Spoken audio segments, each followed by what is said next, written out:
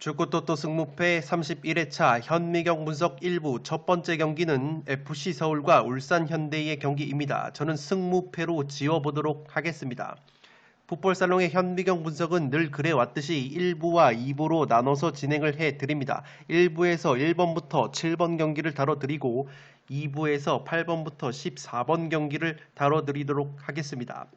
지난 회차에서 풋볼살롱은 서울과 포항 경기에서 이변 결과가 충분히 나올 것을 예상을 하면서 올 마킹으로 지워서 FC 서울의 승리를 잡아냈는데, 이번 경기 역시 상대가 제 아무리 울산이라고 할지라도 서울이 충분히 승점을 따낼 수도 있는 경기라고 생각이 됩니다. 그렇기 때문에 이 첫 번째 경기부터 나가리가 되면 석이 나가기 때문에 승무패로 지어보도록 하겠습니다. 서울 같은 경우에는 리그 12경기 만에 승리를 거두면서 분위기 반전에 성공을 했습니다. 포항을 상대로 1대0 승리를 거뒀고, 확실히 이 고요한과 백상훈이라는 중원과 전방에서 활동량을 많이 가져가는 두 선수의 맹활약이 빛났습니다. 고요한 선수가 모처럼 결승골을 넣으면서 승리의 1등 공신이 됐고, 이 백상훈이라는 오산고 출신의 젊은 선수가 이 2선과 3선 중원을 넘나들면서 왕성한 활동량을 가져가면서 기성용 선수의 발걸음을 한결 가볍게 만들어 줬습니다. 이 공격 자원인 박정빈 선수는 여전히 퇴장 징계이기 때문에 나설 수가 없고, 이 서울 같은 경우에는 울산과의 최근 상대 전적을 보시면 2무 8패로 열세입니다. 그래도 최전방에서 이 영입생 가브리엘 바르보사가 나쁘지 않은 뚝배기 능력을 보여주고 있기 때문에 울산 현대가 의외로 제공권이 약하다는 점에서 충분히 가브리엘의 뚝배기가 위력을 발휘할 수 있는 경기이지 않나 싶습니다. 반면에 울산 같은 경우에는 올림픽 대표팀의 이동준, 서령우, 원두재, 이동경 같은 핵심 자원들이 차출이 되면서 공백이 느껴지고 있습니다. 베테랑 측면 자원이었던 김인성 선수마저 이랜드로 이적이 됐기 때문에 역습 카드가 없는 것이 울산의 벤치라고 보시면 되겠습니다. 지금 올림픽 대표팀 차출로 인해서 중원 쪽의 전력 누수가 심하기 때문에 베테랑 중원 자원인 신영민과 고명진 선수의 체력적인 누수가 우려가 됩니다. 그나마 고무적인 것은 측면 자원인 김민준과 박호 선수가 지난 1차전에서 FC 서울을 3대2로 이길 때 나란히 골을 넣으면서 맹활약을 했는데, 이 김민준과 박호가 최근에 나쁘지 않은 컨디션을 보여주고 있습니다. 또한 오른쪽 풀백인 김태환 선수가 지난 경기 수원FC전에 경고 누적 징계로 나설 수가 없었는데, 김태환 선수가 돌아오기 때문에 이 죽었던 오른쪽 측면 공격의 활로가 뚫릴 가능성이 있어 보입니다.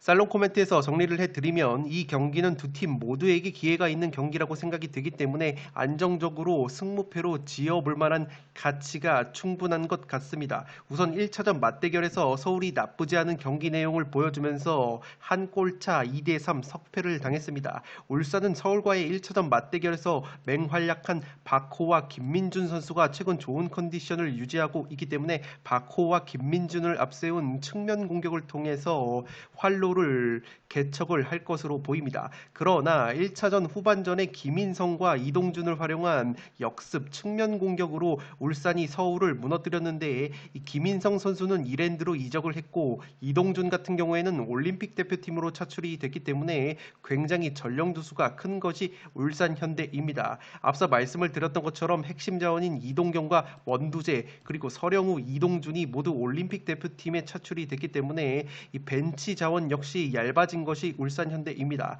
지난 1차전 맞대결에서 고요한 선수가 다름 아닌 울산의 김태환 선수에게 차이면서 부상을 당했는데, 그 고요한 선수가 직전 경기에서 포항전에서 보란듯이 결승골을 넣었기 때문에 이 김태환 선수와 고요한 선수의 맞대결이 볼거리로 작용을 할 것 같습니다.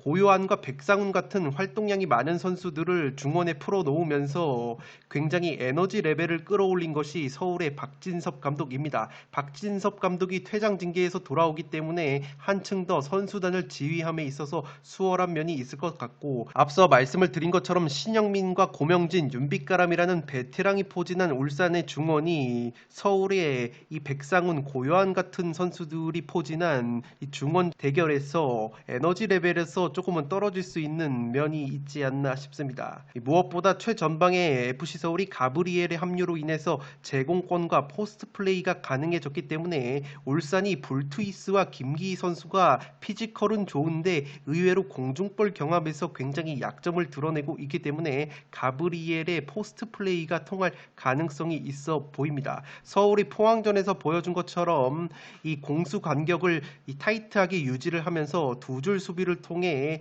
버티다가 울산의 체력이 소진된 후반전에 기성용 선수의 날카로운 키패스나 롱패스를 활용을 해서 나상호, 팔로세비치, 조영우 그리고 지동원 같은 결정력이 있는 선수들이 한 방을 보여준다면 꾸역승까지 노려볼 수 있지 않을까 싶습니다. 반대로 울산 역시 서울이 약점이 있는 중앙수비를 공략하기 위해서 힌터제어나 제공권이 좋은 오세훈을 투입을 해서 컨디션이 좋은 박호와 김민준을 적극 활용을 한다면 울산 역시 승리를 통해 반전을 할 가능성이 있어 보입니다. 따라서 이 경기는 승무패가 모두 보인다는 점에서 지난 회차와 마찬가지로 승무패로 지우면서 이변을 노려보도록 하겠습니다. 두 번째 경기는 제주와 인천의 경기인데 무패 투폴로 가보도록 하겠습니다. 단통픽 추천으로는 과감하게 홈팀 제주의 패배를 추천드리도록 하겠습니다. 제주 같은 경우가 리그 9경기에서 승리가 없습니다. 5무 4패로 직전 강원 원정에서도 다 잡았던 승리를 2대 0으로 이기고 있다가 막판에 내리 2골이나 실점을 하면서 무승부에 그쳤습니다. 홈과 원정 성적을 비교를 해보면 3승 4무 3패로 원정에서의 1승 7무 2패보다 더 좋은 성적을 홈에서 거두고 있기 때문에 10경기 만의 승리를 홈에서 반드시 거둬야 하는 제주라고 보시면 되겠습니다. 고무적인 것은 인천과의 상대 전적에서 4승 5무 1패로 우위를 점하고 있는 제주이고 지난 인천 원정에서도 3대 0 완승을 거뒀는데 그 경기에서 주민규 선수가 맹활약을 한 바 있습니다. 지난 맞대결에서도 인천을 상대로 2골이나 넣었던 주민규인데 직전 강원전에서도 1골 1도움으로 주민규가 맹활약을 했기 때문에 제주는 최전방에 주민규가 제 몫을 해줘야 할 것으로 보입니다. 다만 우려스러운 것은 제주 3백 수비가 제공권이 약점이 있는데 직전 강원전에서도 이 제공권의 약점을 드러내면서 내리 2골이나 실점을 했습니다. 반대로 인천 같은 경우에는 직전 수원 삼성 원정에서 2대1 역전승을 거두는 과정에서 투톱인 김현 선수와 무고사 선수가 압도적인 제공권을 보여줬기 때문에 제주 3백 수비가 긴장을 해야 할 것으로 보입니다. 인천이 홈과 원정을 비교해봤을 때 원정 성적이 안 나와서 약점이었는데 최근 원정에서도 3경기 2승 1무를 거두면서 원정에서도 나쁘지 않은 경기력을 보여주고 있습니다. 인천의 상승세를 이끌고 있는 최전방의 이 무고사 선수가 2경기에서 3골 상승세를 보여주고 있기 때문에 무고사가 또다시 골망을 흔들어 준다면 원정 경기에서도 충분히 승리를 가져갈 수 있지 않을까 싶습니다. 직전 경기에서 아길라르 선수가 이 멘탈적인 문제로 인해서 결장을 했다고 하는데 이번 경기는 출전이 가능할 것으로 보입니다.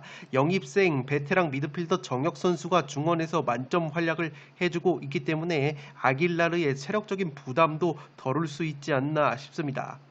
살롱 코멘트에서 정리를 해드리면 이 경기는 인천이 제공권에서 우위를 점하면서 제주 원정 경기에서 좋은 경기를 할 수 있지 않을까 싶습니다. 직전 수원 삼성 원정에서도 인천이 김현과 무고사를 앞세운 제공권 장악이 빛을 발한 면이 있고 제주 같은 경우에는 지금 강원전에서 3백 수비가 제공권의 약점을 드러내면서 내리 2골을 실점을 했기 때문에 충분히 김현과 무고사 이 트윈타워가 위력을 발휘할 수도 있지 않을까 싶습니다. 지난 1차전 맞대결에서 인천이 제주에게 0대3 완패를 당했는데 당시에는 인천의 주포 무고사 선수가 코로나19 여파로 인해서 빠졌었기 때문에 지금은 무고사가 한껏 컨디션이 올라왔다는 점에서 해볼 만한 경기이지 않나 싶습니다. 특히 제가 주목을 하고 싶은 것은 인천이 공수에서 향상된 경기력을 보여주는데 골키퍼 포지션에서 변화를 가져가면서 분위기 반전의 계기를 만든 것 같습니다. 지난 대구FC전에서 인천이 0대3으로 완패를 당한 바 있는데 당시에 골문을 지켰던 이태희 골키퍼가 내려가고 그 다음 경기부터 김동현이라는 골키퍼가 인천의 골문을 지키고 있는데 귀신같이 김동현 선수가 들어오면서 오면서 인천이 6경기 3승 3무 무패를 달리고 있습니다. 이 뒷문이 든든해지다 보니까 3백 수비까지도 덩달아 안정감을 찾고 있고, 특히 이적 시장에서 영입을 한 강민수와 김창수라는 베테랑 수비수들의 합류로 인해서 인천이 수비진이 한층 더 빵빵해진 면이 있습니다. 더욱이 시즌 초반에 제주의 측면 공격을 이끌었던 윙백 정우재와 안현범 선수의 컨디션이 최근 그렇게까지 좋지 못하기 때문에 제주 같은 경우에는 주민규 선수가 만약에 막힌다면 이렇다 할 교체 카드도 없는 현실입니다. 반대로 인천 같은 경우에는 후반전에 4개 바나 송시우, 시우타임, 송시우 같은 선수들이 교체 카드로 대기를 하고 있기 때문에 교체 면에서도 인천이 조금은 유리한 경기를 할 수 있지 않을까 싶습니다. 다만 투포를 써서 무승부까지 잡아볼 만한 이유는 제주가 올 시즌 K리그 최다 무자비 팀입니다. 그리고 인천의 천적 면모를 보여주고 있기 때문에 지난 1차전 맞대결에서 2골이나 넣었던 주민규가 건재한 점 등을 고려를 해본다면 홈에서 다부진 모습을 보여주는 제주가 쉽게 패할 것 같지는 않습니다. 따라서 폴더스의 여유가 있으신 분들은 무승부까지 바치실 것을 추천드리도록 하겠고, 이 단통을 노리시는 분들은 과감하게 제주의 단통 패를 추천드리도록 하겠습니다. 세 번째 경기는 시애틀 사운더스와 세너제이 어스퀘이크의 경기입니다. 저는 시애틀의 단통 승리로 가보도록 하겠고, 폴더스의 여유가 있으신 분들은 무승부까지 받쳐보실 것을 추천드리도록 하겠습니다. 최근에 메이저리그 사커에서 투표율 1등, 2등을 기록을 하는 경기들이 모두 부러지는 현상이 있기 때문에 충분히 독식을 노리시는 분들은 무승부까지 가져갈 만한 경기라고 보여집니다. 포펄살롱 역시 초안픽에서는 이 경기가 분석적으로도 무승부 가능성이 조금 있다고 판단을 해서 가져갈까도 생각을 했는데, 이 세너제이 얼스케이크의 핵심 공격 자원인 이 케이드 코엘이라는 선수가 뒤늦게 미국 대표팀에 차출이 되어서 지금 골드컵 이 스쿼드에 포함이 되어 있습니다. 따라서 케이드 코엘이 나오지 못한다면 세너제이가 가뜩이나 원정에서 화력이 나오지 않는 팀이기 때문에 공격 작업이 매끄럽게 이루어지지 않을 가능성이 높아 보이기 때문에 홈 깡패 시애틀 쪽을 믿어보도록 하겠습니다. 이 시애틀 사운더스가 제가 살로만 뉴스에서 굉장히 자세하게 다뤄드렸는데, 핵심 자원들의 부상과 대표팀 차출로 인해서 전력 누수가 굉장히 심했다고 말씀을 드렸습니다. 다만 고무적인 것은 그래도 오른쪽 윙백 알렉스 롤단 선수는 엘살바도르 대표팀에서 돌아왔기 때문에 시애틀이 자랑하는 오른쪽 측면 공격이 살아날 가능성이 있어 보입니다. 살롱 코멘트에서 정리를 해드리면 이 경기는 홈팀이 점유율을 높게 가져가는 구도가 펼쳐집니다. 세너제이가 성적과 비교해봤을 때 의외로 메이저리그 사커에서 점유율을 굉장히 높게 가져가는 팀 중에 하나이고, 시애틀 같은 경우에는 의외로 점유율을 별로 신경을 안 쓰는 팀인데, 그래도 홈팀 기준으로 이 두 팀이 맞붙으면 홈팀이 점유율을 높게 가져가는 면이 있습니다. 세너제이 같은 경우에는 원정 경기에서 특유의 점유율과 수비 라인을 내리면서 안정적인 경기 운영을 하면서 역습을 추구하는 패턴이기 때문에 이번 경기 역시 홈팀 시애틀이 주도권을 줄 것으로 보입니다. 최근에 세너제이가 강팀들의 원정 경기에서 무승부로 고춧가루를 제대로 뿌리는 면이 있기 때문에 그러한 부분과 함께 투표율 1등, 2등이 부러지는 현상을 종합을 해본다면 이 경기는 이변을 노렸을 때 최대치로 무승부까지 노려볼 만하지 않을까 싶습니다. 시애틀이 세너제이의 약점인 롱볼을 적극 활용하기 때문에 알렉스 롤단이라는 핵심 오른쪽 윙백이 복귀를 하는 상황에서 시애틀이 화력적으로 세너제이를 압도를 할 수 있지 않을까 싶습니다. 또한 패턴적으로 봤을 때도 시애틀이 직전 경기에서 스포켄자에게 패배를 당했는데 올 시즌 시애틀이 2연패가 없다는 점에서 충분히 승리를 통해 반전을 할 수 있지 않을까 싶습니다. 지금 세너제이와의 상대 전적 면에서도 시애틀이 압도적인 우위를 점하고 있기 때문에 그러한 부분 역시 시애틀 쪽으로 기우는 요소이지 않나 않나 싶습니다. 세너제이가 지금 4연속 무승부를 거두고 있다고 말씀을 드렸는데 최다 무승부 기록을 갈아치우고 있습니다. 그렇기 때문에 5연속 무승부가 나와도 이상하지 않은 경기라는 점에서 이변을 노리실 분들은 무승부까지 받쳐보실 것을 추천드리도록 하겠습니다. 다만 제가 무승부를 가져가려다가 뺀 이유는 세너제이의 핵심 공격 자원인 4골 4도움을 올려주고 있는 젊은 공격 자원 케이드 코엘이 뒤늦게 골드컵에 차출이 되면서 이번 경기에 출전이 굉장히 불투명하기 때문에 코엘이 나오지 못한다면 이 세너워스가 화력 저하가 굉장히 예상이 됩니다. 따라서 저는 시애틀의 단통 승리로 가보도록 하겠고 폴더스의 여유가 있으신 분들은 무승부까지 받쳐보실 것을 추천드리도록 하겠습니다. 4번 경기는 뉴욕 레드와 뉴 잉글랜드 레볼루션의 경기입니다. 저는 승패 투폴로 가면서 이변을 노려보도록 하겠습니다. 뉴욕 레드불스 같은 경우가 홈과 원정을 비교를 해봤을 때 홈에서 4승 1무 1패로 극강의 모습을 보여줍니다. 특히 수비력이 굉장히 3배 이상 증가를 하기 때문에 뉴 잉글랜드 레볼루션을 상대로도 좋은 경기력을 보여줄 수 있지 않을까 싶습니다. 뉴욕 레드가 상대 전적면에서 뉴잉 레벌에게 1승 2무 3패로 밀리는 면이 있는데 그래도 홈에서는 1승 1무 1패로 다부진 상대 전적을 보여주고 있습니다. 최근 3경기에서 2무 1패로 저조한 성적을 보여줬던 뉴욕 레드이기 때문에 반드시 홈에서 반전이 필요한 상황이고 중앙수비수 아론 롱 선수가 장기 부상 중인데 그래도 부상이었던 왼쪽 풀백 구투만 선수와 숀 닐리스가 부상에서 돌아왔기 때문에 수비 쪽에 전력 누수가 조금은 줄어들 요소가 있습니다. 에이스 카세레스 주니어 선수가 최근에 2경기 무득점 침체에 빠진 것은 아쉽지만 그래도 클리말라라는 공격수가 제 몫을 해주고 있기 때문에 화력 면에서는 그래도 홈에서의 뉴욕 레드불스가 나쁘지가 않습니다. 뉴욕 레드가 전방 압박이 굉장히 빡센 팀이라고 설명을 드리고 제공권이 메이저리그 사커에서 제일 좋은 팀입니다. 따라서 압도적인 제공권을 활용을 해야지 뉴잉글랜드 레볼루션이라는 강팀을 잡아낼 수 있을 것으로 보입니다.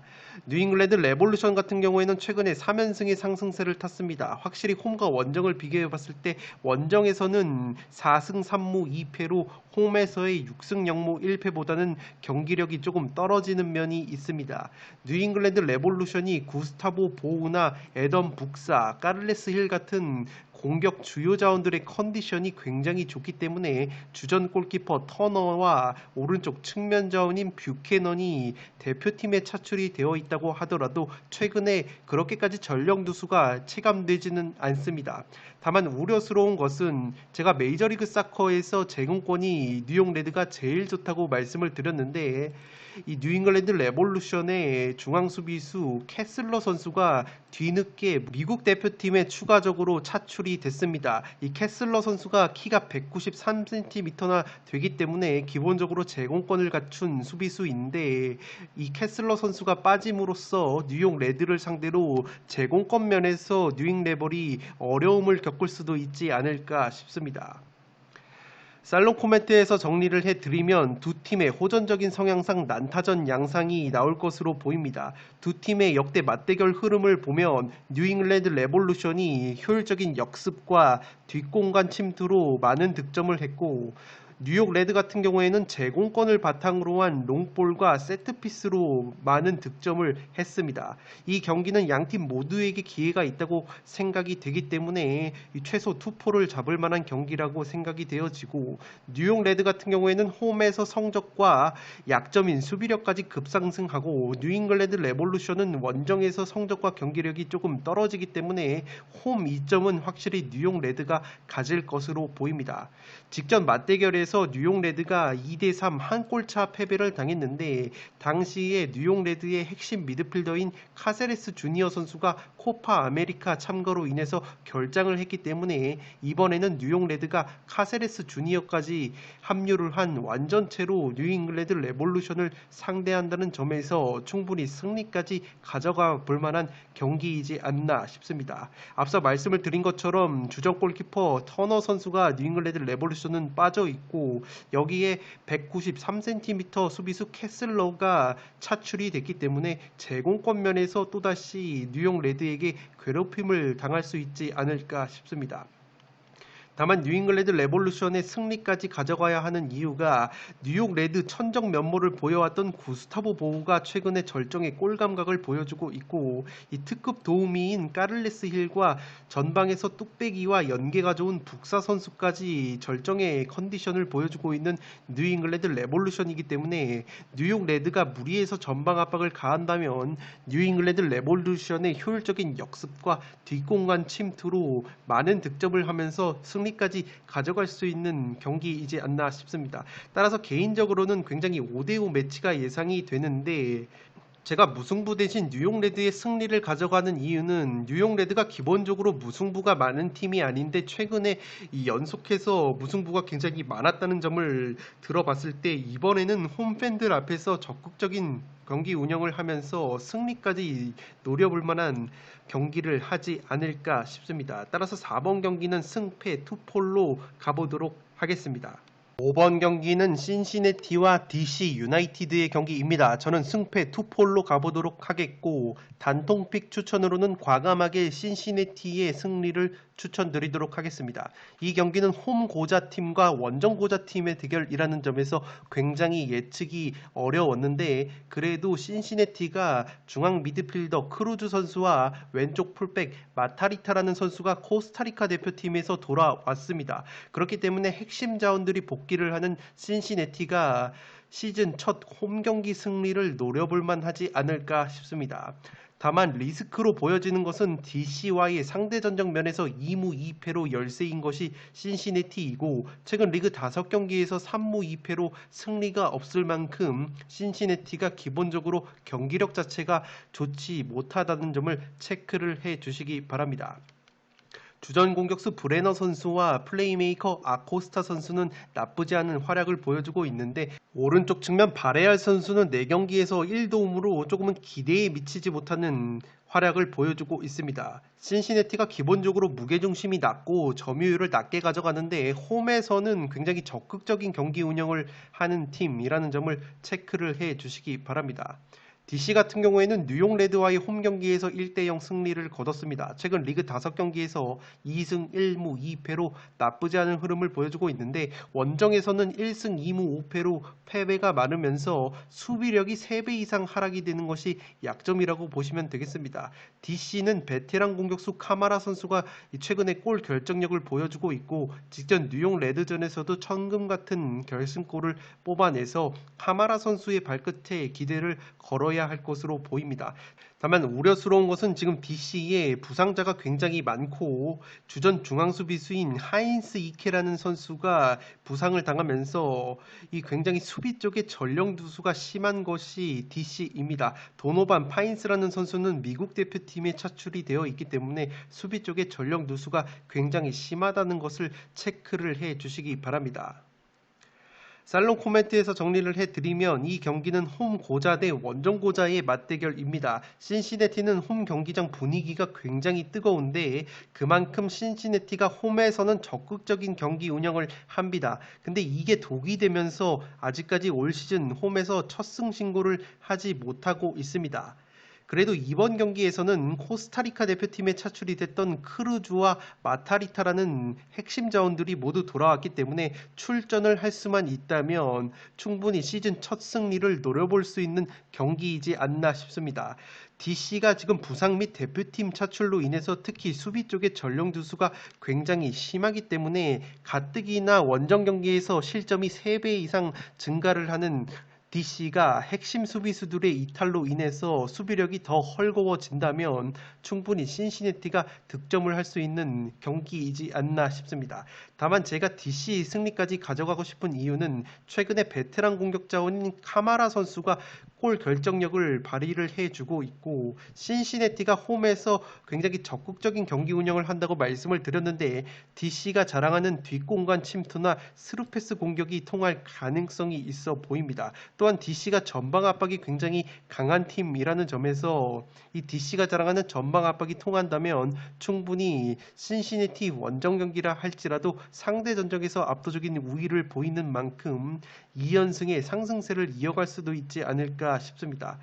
최근 경기력 자체가 DC가 우위이고 DC가 지금 초기 배당 기준으로 원정팀임에도 불구하고 근소하게 정배당을 받았다는 것은 신시내티 역시 손쉽게 승리를 거두기엔 굉장히 힘든 경기라고 보여지지만 이 투표율이 지금 신시내티 쪽이 많이 낮기 때문에 저는 과감하게 이 독식을 노린다면 신시내티 쪽을 가져갈 볼만한 매치라고 생각이 됩니다. 따라서 이 DC 유나이티드의 원정 고자 면모와 수비 쪽의 핵심 전력의 이탈을 들어봤을 때 신시내티가 의외로 첫 홈 경기 승리까지 가져갈 수 있는 경기로 보여집니다. 5번 경기는 승패 투폴로 가면서 이변을 노려보도록 하겠습니다.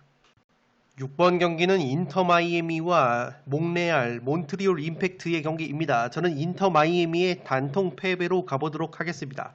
마이애미가 홈에서 0승 2무 5패로 승리가 없습니다. 원정에서는 2승 1무 3패로 승리가 두 차례나 있는데 이상하게 홈 경기에서 아직까지 승리가 없습니다. 그도 그럴 것이 마이애미의 홈구장이 굉장히 규모가 큰데 홈 팬들 앞에서 굉장히 의욕적으로 경기를 하면서 무게중심을 상당히 끌어올리기 때문에 적극적으로 경기 운영을 합니다. 그것이 신시내티와 마찬가지로 독이 되면서 강팀들만 만나면 역습 한 방에 뒷공간이 노출이 되면서 허무하게 무너지는 경기가 굉장히 많습니다. 특히 실점면을 보시면 원정에서는 평균 실점이 한 골밖에 되지 않는데 홈에서는 무려 실점이 2.43골이나 되는 인터 마이애미이기 때문에 이상하게 왜 홈에서 성적이 안 나올까라고 궁금하셨던 분들은 인터 마이애미의 적극적인 홈 경기 운영이 오히려 독이 되고 있다고 해석을 하시면 되겠습니다. 우려스러운 것은 주포인 곤잘로 이과인 선수가 필라 유니전에서 막판에 부상 우려가 있어서 교체 아웃이 됐기 때문에 이번 경기에 출전이 불투명하다고 합니다. 이 곤잘로 이과인 선수가 올 시즌 5골이나 넣어주면서 가장 많은 득점을 하고 있는데 이 곤잘로 이과인이 나오지 못한다면 이 골 결정력을 발휘할 수 있는 자원이 전방에 전무하다고 보시면 되겠습니다. 상대 전적 면에서도 몬트리올만 만나면 약했던 인터 마이애미이기 때문에 충분히 몽레알이 원정에서도 승리를 가져갈 수 있지 않을까 싶습니다. 이 몽레알 같은 경우에는 홈과 원정을 비교해봤을 때 원정에서는 조금 2승 2무 4패로 홈 경기에서의 4승 2무 1패보다는 성적은 나오지 않는데 그래도 이 수비 밸런스 자체는 굉장히 나쁘지가 않습니다. 최근에 2연패를 당하긴 했는데 그 2연패가 모두 강팀들과의 원정 경기였다는 점에서 이번만큼은 승리로 분위기 반전에 성공을 할 수 있지 않을까 싶습니다. 제가 몬트리올 쪽을 바라보는 이유는 핵심 공격 자원인 쿠이오토 선수가 온두라스 대표팀에 차출이 됐다가 복귀를 했기 때문에 출전 가능성이 있어 보입니다. 다만 주전 중앙 수비수인 밀러 선수는 아직까지 미국 대표팀에서 골드컵을 치르고 있기 때문에 수비 쪽에는 전력 누수가 있는 상황입니다. 살롱 코멘트에서 정리를 해드리면 4주전 맞대결을 펼친 두 팀인데 당시에 몽레알이 1대0 승리를 거뒀습니다. 몽레알이 압도적인 경기 내용을 보여줬는데 골은 한 골밖에 들어가지 않았습니다. 골 결정력 면에서 아쉬운 면이 있었던 몬트리올이긴 해도 오히려 인터마이 원정이라는 점에서 좀 더 효율적으로 몬트리올이 인터마이애미를 공략할 수 있지 않을까 싶습니다. 인터마이 같은 경우에는 제가 홈에서 훨씬 더 적극적으로 경기 운영을 한다고 말씀을 드렸는데 그렇기 때문에 라인을 끌어올리는 경향이 있습니다. 수비 뒷공간이 자연스럽게 노출이 될 수밖에 없고 그렇게 된다면 이 몬트리올이 효율적인 롱볼과 역습에 일가견이 있는 팀이기 때문에 그러한 몬트리올의 효율적인 롱볼 공격에 굉장히 애를 먹을 수도 있지 않을까 싶습니다.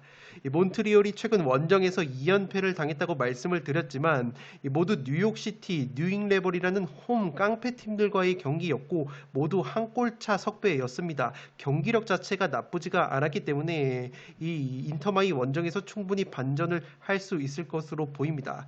인터마이 역시 6연패 수렁에서 벗어나긴 했는데 이 주포인 곤잘로 이과인 선수가 출전이 불투명하다는 보도가 있기 때문에 만약에 곤잘로 이과인이 나오지 못한다면 또다시 원정 고자 경기력이 나올 가능성이 있어 보입니다.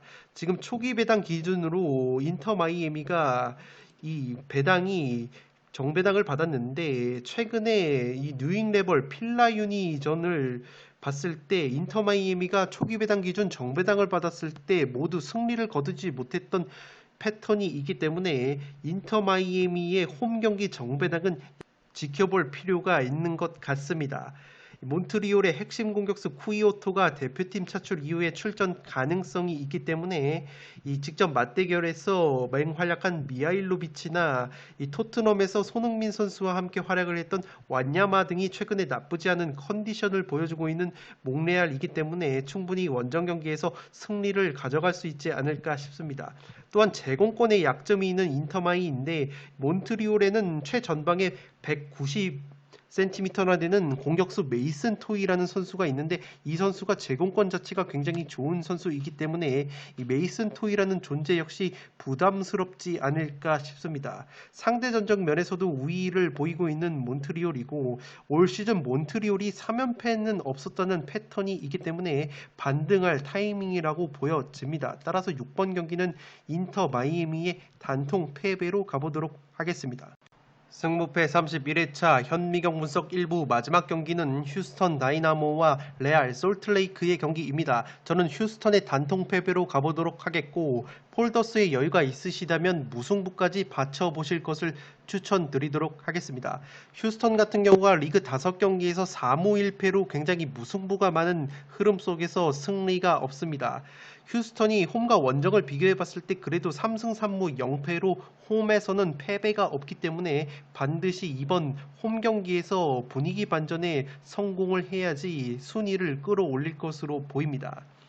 레알 솔트와의 상대 전적을 보시면 3무 3패로 승리가 없는 흐름이기 때문에 충분히 레알 솔트가 원정에서도 승점을 가져갈 만한 경기이지 않나 싶습니다. 휴스턴이 고전을 하는 이유가 핵심 측면 자원인 타일러 파셔 선수가 캐나다 대표팀에 차출이 되어 있고 이 설상가상으로 핵심 측면 자원인 파파피코마저 경고 누적 징계로 인해서 나설 수가 없습니다. 또한 주포인 우루티 선수가 최근 4경기 무득점 침체에 빠져 있고 이 로드리게스라는 측면 자원은 8경기째 무득점이기 때문에 주축 공격 자원들의 컨디션 난조와 더불어서 이 결장이 굉장히 크게 작용을 할 것 같습니다. 솔트레이크는 직전 콜로레피아의 홈경기에서 3대0 완승을 거두면서 이 분위기를 탔습니다. 홈과 원정을 비교해봤을 때 원정에서는 성적이 조금 안 나오지만 이 경기당 평균 2골이라는 득점력을 보여주고 있습니다. 물론 이 지표가 원정 경기에서 2승이라고 써 있지만 이 사실상 1승이라고 보시면 되겠습니다. 밴쿠버와의 원정 경기가 이 사실상 레알 솔트레이크의 홈 경기장에서 펼쳐졌기 때문에 홈에서 4승을 거둔 것이나 마찬가지라는 점을 체크를 해 주시기 바랍니다. 솔트레이크는 주포인 크라이라크 선수가 직전 콜로레피 원정에서 어시스트를 기록을 하면서 맹활약을 했고 공격수 루비오 루빈 역시 오랜만에 득점포를 가동을 했습니다. 2선 자원인 루스낙 선수 역시 최근에 나쁘지 않은 흐름을 보여주고 있기 때문에 확실히 핵심 공격 자원들의 컨디션은 솔트레이크가 우위라고 보시면 되겠습니다. 살롱 코멘트에서 정리를 해드리면 이 경기는 의외로 휴스턴이 쉽지 않은 경기를 할 것으로 보입니다. 먼저 휴스턴 같은 경우가 홈에서 무패 행진을 달리고 있고 경기력 자체가 홈에서 더 좋다는 점은 고무적이라고 할 수 있는데 이 문제는 핵심 측면 자원들의 이탈과 컨디션 난조가 굉장히 심합니다. 기본적으로 휴스턴이 4-3-3 포메이션을 즐겨 사용하고 측면 공격 위주로 공격을 전개를 하는데 그 측면 자원들의 컨디션이 좋지 못하다 보니까 화력 자체가 약해진 면이 있습니다. 이 휴스턴 같은 경우가 홈에서 적극적인 경기 운영을 하면서 전방 압박을 가져가는데 그렇기 때문에 수비 뒷공간에 대한 약점이 있습니다. 반대로 레알 솔트레이크 같은 경우에는 원정에서는 무게중심을 낮춘 다음에 효율적인 역습과 스루패스 공격을 자주 시도를 하기 때문에 휴스턴이 무리해서 전방 압박을 홈에서 가한다면 레알 솔트레이크가 자랑하는 효율적인 역습과 뒷공간 침투에 덜미를 잡힐 수도 있지 않을까 싶습니다. 상대 전적 면에서도 솔트레이크가 압도적인 우위를 보이고 있기 때문에 주축 공격자원들의 컨디션이 나쁘지 않은 솔트레이크 쪽을 과감하게 노려볼 만한 매치이지 않나 싶습니다. 휴스턴의 핵심 측면 자원인 파시어와 피코가 나란히 대표팀 차출과 경고 누적 징계로 인해서 나설 수가 없는 점도 휴스턴이 쉽게 승리를 가져갈 수 있을지 의문이라고 보시면 되겠습니다. 다만 폴더스의 여유가 있다면 무승부까지 가져가 볼 만한 매치인 것이 휴스턴이 최근에 무자비 면모를 보여주고 있고 홈에서의 무패 저력을 고려를 하면 무승부까지 받쳐본다면 안정적이지 않을까 싶습니다. 따라서 이 경기는 저는 폴더스의 여유가 없기 때문에 휴스턴의 단통 패배로 가보도록 하겠고, 폴더스의 여유가 있으신 분들은 무승부까지 받쳐보실 것을 추천드리도록 하겠습니다. 네, 이것으로 11억 8천만 원이 이월된 승무패 31회차 현미경 분석 1부를 모두 마치도록 하겠습니다. 저는 연이어서 2부를 촬영을 해서 구독자 여러분들의 흐름이 끊기지 않도록 최대한 빠르게 업로드를 해드리도록 하겠습니다. 영상이 도움이 되신 분들은 좋아요와 구독 버튼을 눌러주시면 풋볼살롱 채널에 크나큰 힘이 됩니다. 구독 버튼 옆에 종 모양의 알림 설정을 해주시면 그 누구보다 빠르게 양질의 축구 승무패 프로토 관련 컨텐츠를 만나보실 수 있습니다. 지금까지 풋볼살롱이었습니다. 감사합니다.